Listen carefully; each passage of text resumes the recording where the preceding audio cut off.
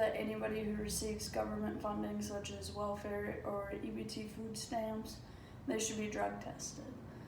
Everybody who works knows that, well, you pay taxes, about 20%. It depends on your bracket that you're in, but you pay taxes. And you know that about half of the money that the government takes for your taxes will go to programs such as welfare, food stamps, and all of these other things. As a citizen who pays taxes, I'd like to know that the money that I'm giving to them is being used for the purpose that these individuals actually need it for, such as like clothing, food. I mean, personally, my taxes, I probably get about 20% taken out of my paychecks. It can be a lot, I guess, but I mean, it seems like the more you make, the more they take, and so on. You kind of know how it goes, but as there's different tax brackets, your number will vary from each person, so it'll be different for you too. I mean, I know that people have lots to say on this topic, but I just want you to, listen to what I'm going to say about it and just kind of put your thoughts and ideas aside. Almost half of what they're saying about these programs is incorrect. There's no one program called welfare.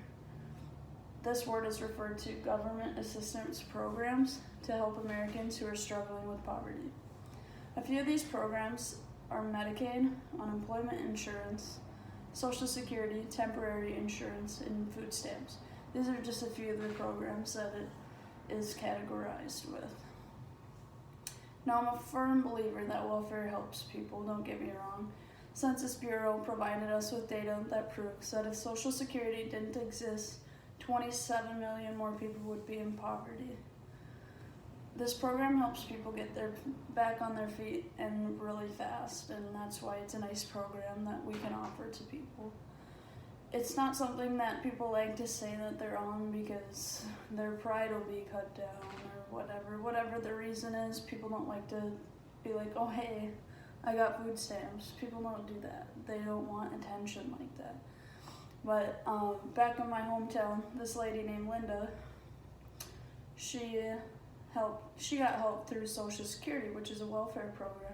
She was widowed about 20 years ago, and she got Social Security to help her raise her kids, and that was very helpful for her. So I've seen that firsthand, and I know that it does actually help people.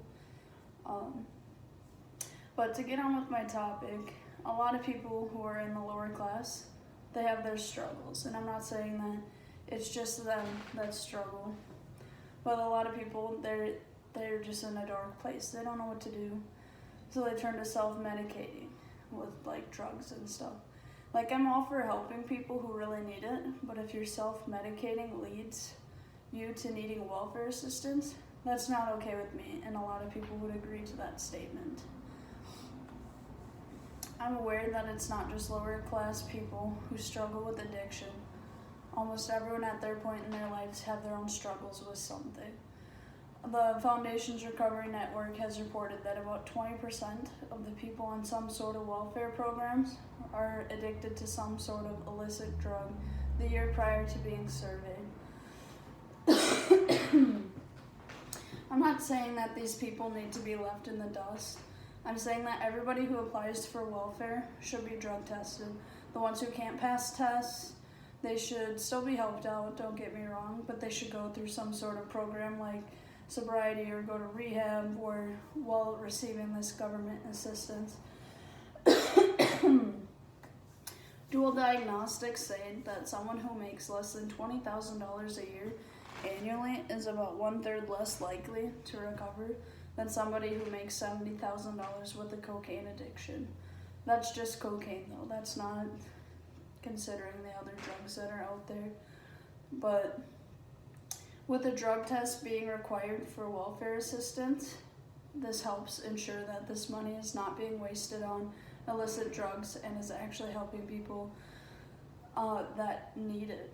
This isn't stereotyping, but a lot of jobs, even just job applications, they require a drug screening before an applicant is hired. So why shouldn't the same apply for programs? I totally think that it should. According to Newsroom, Whilst welfare helps support over 21% of the United States population.